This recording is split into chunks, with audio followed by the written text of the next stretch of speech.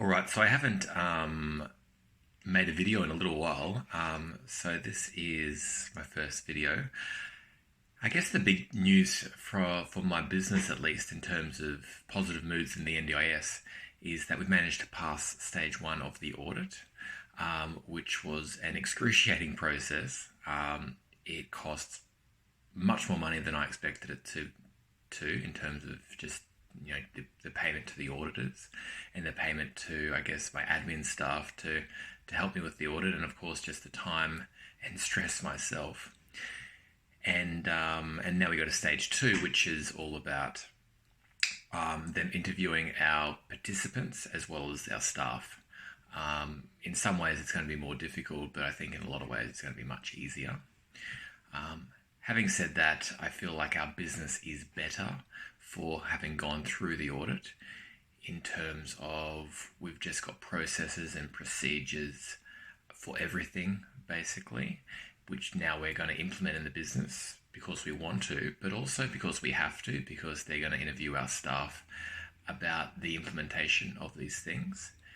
And a lot of the implementation, or the things that they're getting, is just really risk management, financial risk management, but also risk management in terms of environments that you go into as psychologists or counsellors, and looking at who you're working with, making sure that you're the right provider for people, and also if you've got relationships with like external people within the NDIS, for example, accommodation providers, making sure that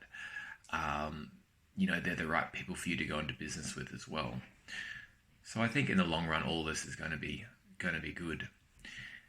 And I guess the third thing is, I do think about like all the individual psychologists in private practice who probably going through an audit process, it's not for them, in terms of if they're only seeing 3 or 4 clients a week, the whole idea of spending 20 grand probably over the course of 3 years in direct and indirect auditing related costs obviously doesn't make sense for them.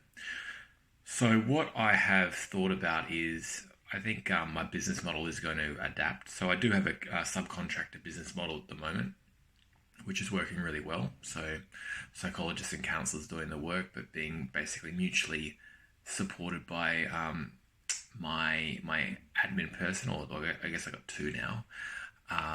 And we do a 70-30 split, which I think is really reasonable. But also what we're looking at doing is actually working with psychologists who actually have NDIS clients, but maybe in September they won't be able to work in the space any longer. And we're going to offer a product where it's going to be an 80-20 split for that, which I'll be talking much more about in future videos. But yeah, I just wanted to share that with everyone today.